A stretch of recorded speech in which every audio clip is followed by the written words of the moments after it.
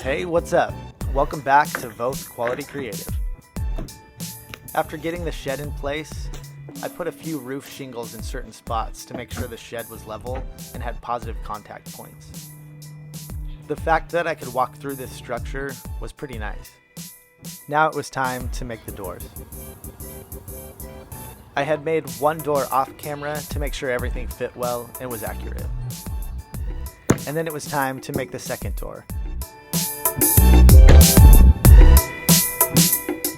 I'm now taking measurements to shave off about 1/8 of an inch on either side of the door to ensure the door will swing open and close freely.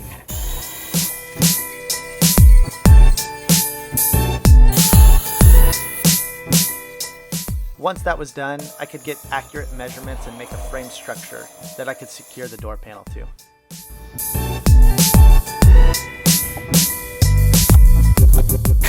Similar to how I made the gate for the fence, I cut out notches on the top and bottom 2x4s to both secure the vertical 2x4s to the frame, as well as utilizing this to self-square the frame.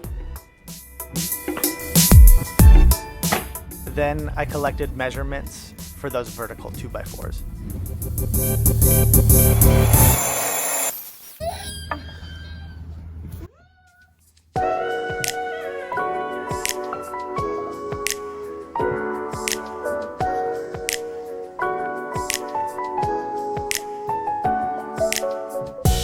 After getting distracted, I secured the vertical 2x4s to the bottom and top pieces of the frame, not knowing that I had made a mistake.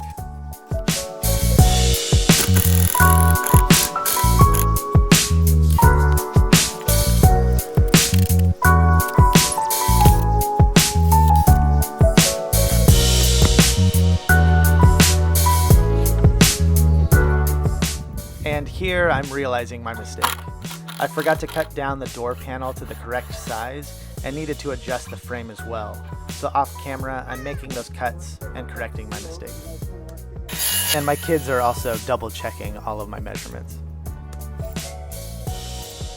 With the door square and to the correct size, I could secure the panel to the frame and add the trim.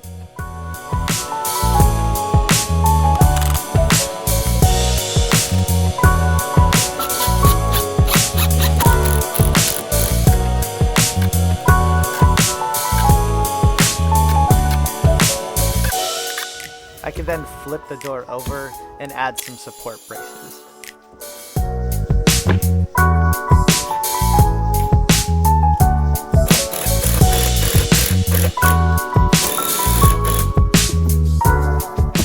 I am adding cross bracing to the frame for added support and to prevent any sagging over time. These doors are pretty beefy, so the cross bracing will definitely help with longevity.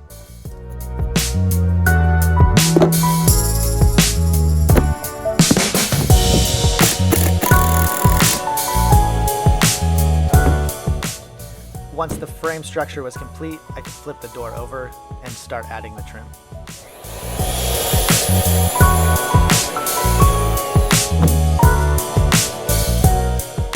I cut everything down to size and secured it with some ring shank nails.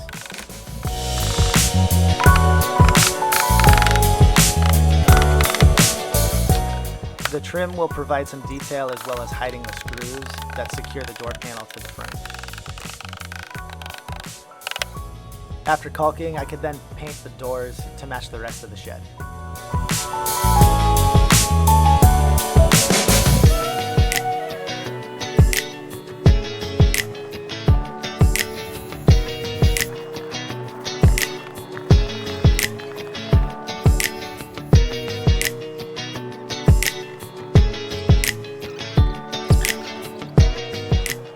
And I had some extra help from the pro on the second door.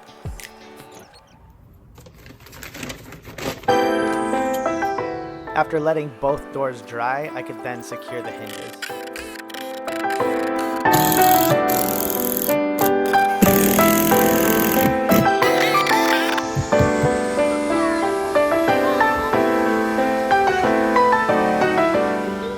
When moving the door in place, I used a scrap piece of the side paneling to raise the door off the floor. This helped me to ensure that there wouldn't be any binding once the door was installed. Then we had to take a break to cheer on Mom.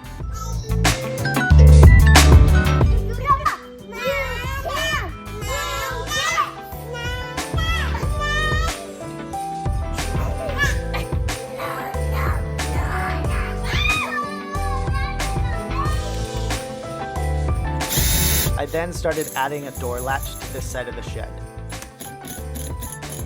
I decided to ditch the screws that were provided with the latch, and I just used some exterior decking screws instead, probably just because it was a little bit easier.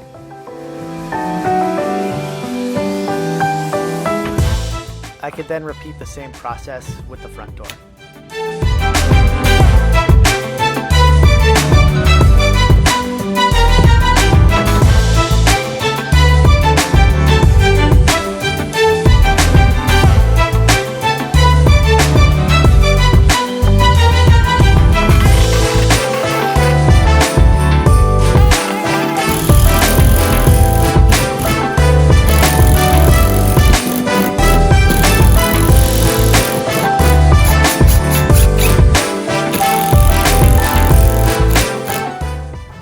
The next morning, my daughter woke up early, so I took her for a walk to get some breakfast. Got it? There you go. Got your snack?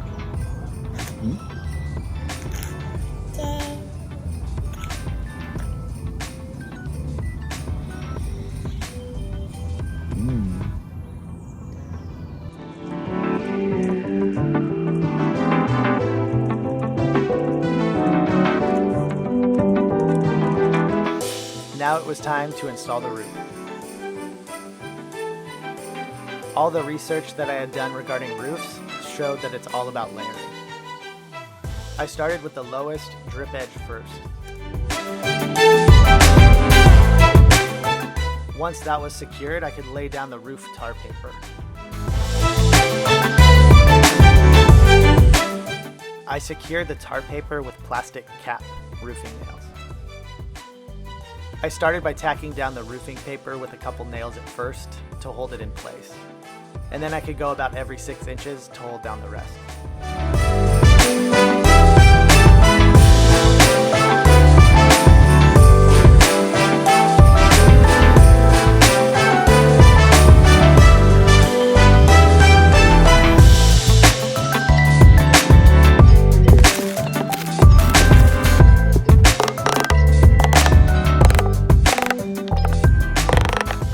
I could then cut the roofing paper to size and add the rest of the drip edge.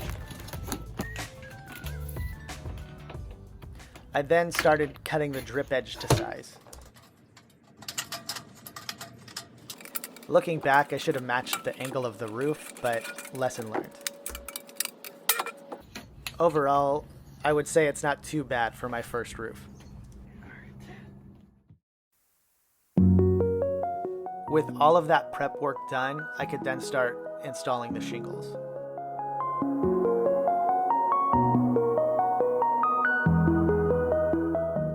I added a starter row and then went to town adding the rest of the shingles.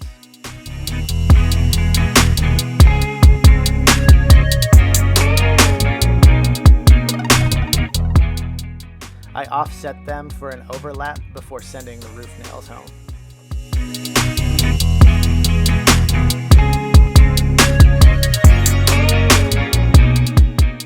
And I could just repeat the same process over and over and over until the roof was completely done.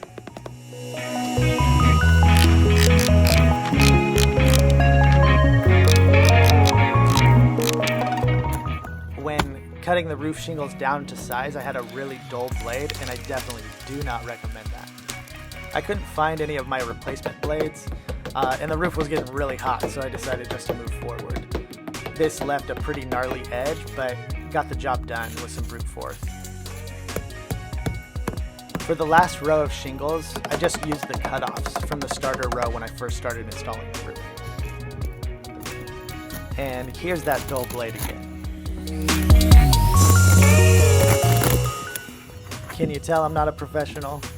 This is getting covered up with flashing anyway, so no problem. I cut the last layer of flashing to size, and then I could secure it with some roofing sealant.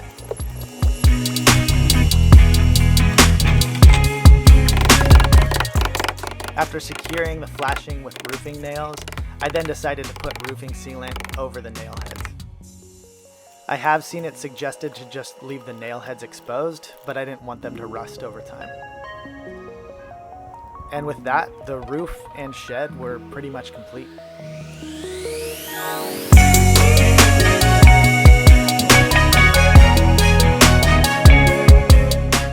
The last thing to do was to start moving all of my outdoor tools in.